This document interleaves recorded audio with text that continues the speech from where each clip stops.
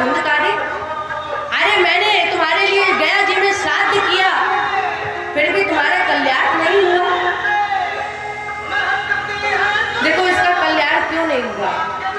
क्योंकि ये मात्र पितृद्रोही है। भगवान उसे कैसे तार दे, उसे कैसे पार लगा दे, जिसके लिए स्वयं राम जी ने कहा है, क्या सुन जननी सोई सुत बड़ भागी, जो पितु मात चरण अनुरागी। जो माता पिता की सेवा करते हैं उससे बड़ा भाग्यशाली पुत्र कोई नहीं है। तो आज भगवान उस पुत्र को कैसे तार दे जो अपने माता पिता को पीड़ा देता हो, जो माता को लातों से मारता हो। धुंधकारी ने कहा, भैया गोकर्ण, आप चाहे जितने भी गया जी में श्राद्ध करा ले, लेकिन मेरा कल्याण नहीं होगा। मैं जान गया हूं कि मैंने बहुत लोगों को दुख दिया है, बहुत कष्ट दिया है, इसलिए आप चाहे जितने श्राद्ध करा ले, लेकिन मेरा कल्याण नहीं होगा। तो अब गोकर्ण ने दूसरे दिन भगवान भास्कर का रथ रोका, सूर्य भगवान का रथ रोका, और जब रथ रुका, सूर्य भगवान प्रकट हुए, तो गोकर्ण ने कहा, प्रभु मेरे भाई का उद्धार कैसे हो, ये उपाय बताइए मुझे, मेरे भाई का उद्धार मुझे करना है। तो सूर्य भगवान ने कहा, इदं श्रीमद्भागवतां मुक्तिम् असक्तां वाचनं कुरु। सूर्य भगवान ने कहा, गोकर्ण, अगर तुम अपने भाई का कल्याण चाहते हो तो भागवत जी की कथा सुनाओ। जब आप भागवत जी की कथा सुनाओगे तो उससे सद्गति होगी। जैसे ही भगवान का नाम धुंधकारी के कानों में पड़ेगा तो धुंधकारी का कल्याण हो जाएगा। अब गोकर्ण स्वयं भक्ता बने और एक ब्राह्मण को श्रोता बनाया, एक सुंदर पांडाल का निर्माण किया। जैसे ये पांडाल का निर्माण हुआ, सुंदर पांडाल का निर्माण हुआ, और उस समय धुंधकारी उसी पंडाल में भटक रहा था। एक 7 गांठ का बांस था, उसी 7 गांठ के बांस में ही धुंधकारी प्रविष्ट हो गया। पहले दिन कथा चली, शुरू हुई, विश्राम हुई, तो एक गांठ की बांस फट गई। दूसरा दिन हुआ, दूसरी फटी, तीसरा दिन हुआ, तीसरी फटी। ऐसे ही करके जैसे ही साप्ताहिक अनुष्ठान 7वें दिन विश्राम हुआ, और जैसे ही 7वें दिन कथा विश्राम हुई, तो राजन आपने सुना होगा, तेरी सत्ता के बिना हे प्रभु मंगल मूल, अपत्ता तक हिलता नहीं, खिले नहीं तो। धन्य भागवती वार्ता प्रेत पीड़ा विनाशु, धन्य है वो श्रीमद् भागवत की अमर कथा जो प्रेत की पीड़ा का भी विनाश कर देती है। और जैसे ही कथा का विश्राम हुआ तो आज धुंधकारी का कल्याण हो गया। विमान पर बैठा और विमान पर बैठकर चल पड़ा। गोकर्ण ने भगवान के विमान पूछा, प्रश्न किया, एक बात बताइए, कथा सबने सुनी लेकिन विमान एक क्यों आया? कथा सब सुन रहे लेकिन विमान एक क्यों आया? सबके लिए आना चाहिए था। तो बड़ा अच्छा उत्तर दिया। कहा, देखो कथा तो सब सुन रहे हैं, यहाँ पर सब लोग बैठ के कथा सुन रहे हैं, लेकिन ये जरूरी नहीं कि सबका मन भगवान की कथा में हो। सबका मन का समय में लगा हो कि जल्दी समय हो, आरती हो, प्रसाद ले और हम घर जाए। किसी का मन लगा होगा कि नवरात्र चल रही है, व्रत है तो बढ़िया फल रखे होंगे। सबका मन परमात्मा में नहीं लगता है, इसलिए विमान आया एक। देखो विमान का मतलब क्या है? विमान वो विमान नहीं जो आकाश में उड़ता है एरोप्लेन वाला, वो विमान नहीं। विमान का मतलब ये है कि जिसके जीवन का उतर गया अभिमान और जिसके जीवन से चला गया अभिमान, तो समझ लो प्यारे उसे मिल गया विमान। हम लोग अभिमान में ही तो रहते हैं, और जिस दिन आपके अंदर से अभिमान चला जाएगा प्यारे, आपको विमान अपने आप ही मिल जाएगा। तो गोकर्ण ने फिर कथा का आयोजन कराया, और अब की बार जब कथा का आयोजन हुआ और कथा विश्राम हुई तो प्यारे सबके लिए विमान आया और गोकर्ण के लिए स्वयं भगवान विमान लेकर आए।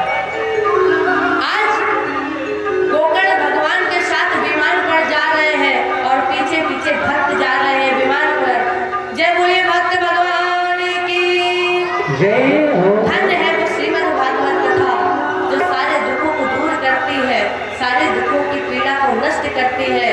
अगर आप सच्चे मन से सच्चे हृदय से भागवत जी की कथा सुनेंगे तो प्यारे आपको भी परमात्मा मिलेंगे और आपको भी विमान मिलेगा। अब जरा राजन सोचिए, विचार करिए, गोकर्ण उत्तम नगर, तुंगभद्रा आत्मदेव क्या है? याद है मैंने आपको बताया था कि भागवत जी में 12 स्कंद है, अभी बताया था थोड़ी देर पहले, और हमारे शरीर के अंग भी 12 हैं। तुंगभद्रा, तुंग माने श्रेष्ठ, भद्र माने कल्याण, और यही ये शरीर है उत्तम।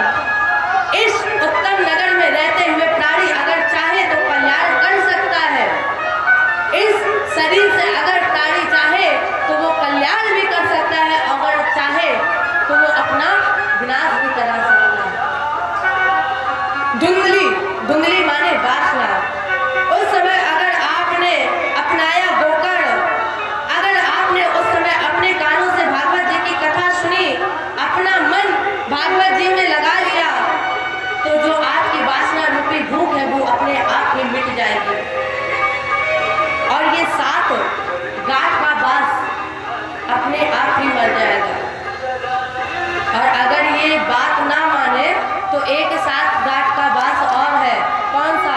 स्त्री आसक्ति, पुत्र आसक्ति, व्यवसाय आसक्ति, धन आसक्ति, ग्रह आसक्ति। और जो ये आसक्तियां 7 गांठ का बास ही है और एक 7 गांठ का बास और है। कौन?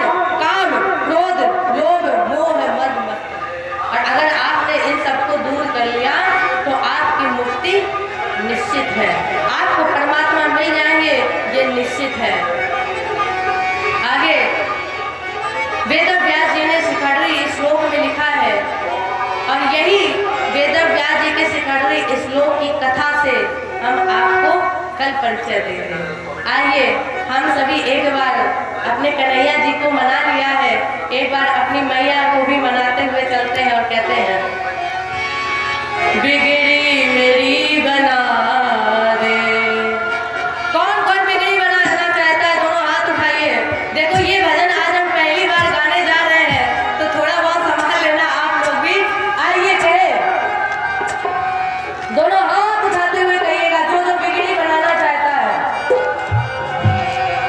सदा पापी से पापी को भी तुम माँ भव सिंधु तारियो, फंसी मझधार में नैया को भी पल में उबारियो। न जाने कौन ऐसी भूल मुझसे हो गई मैया, तुम अपने इस बालक को माँ मन से विसारी हो। आइए दोनों हाथ उठाते, ओके। बिगड़ी मेरी बना दे मैया जी, मेरी मैया।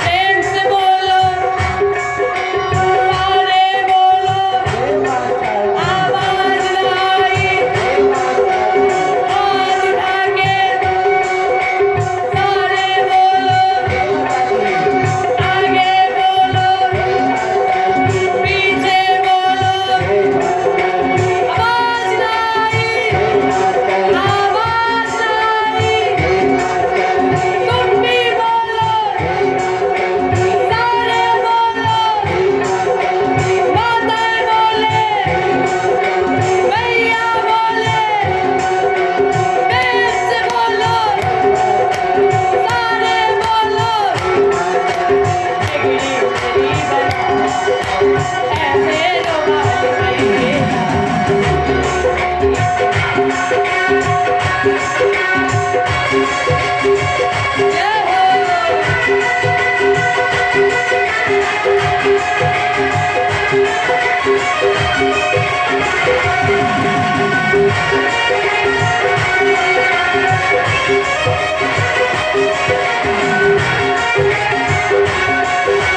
दर्शन को मेरी अखियाँ किया, दर्शन को मेरी अखियाँ किया, दर्शन को मेरी अखियाँ कब से तरस रही है।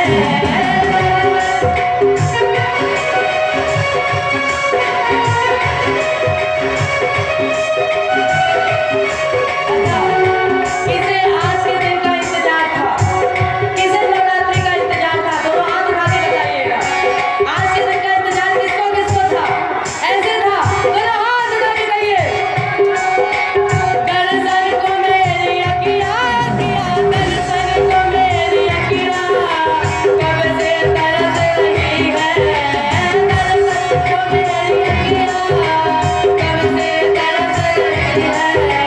सावन के जैसे जर जर जर जर, सावन के जैसे जर जर जर जर, सावन के जैसे जर जर अखियाँ बरस रही है।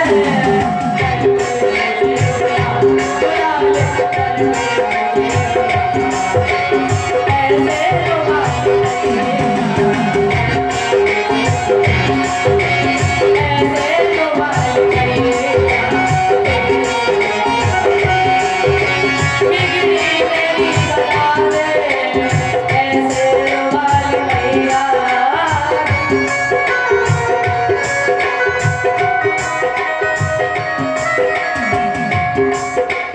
बिगड़ी मेरी बना दे, ऐसे रुमाल कहिया।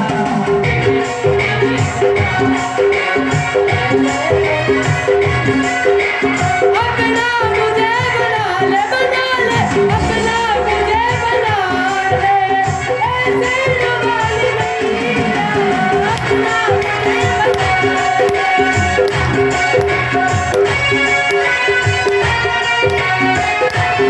जय हो शेरा वाली मैया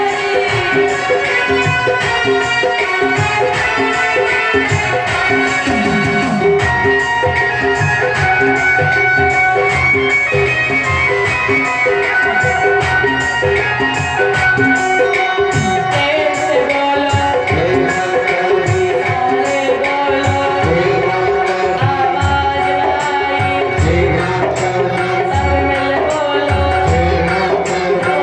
जिनके पास माइक है उनकी तो आवाज आएगी।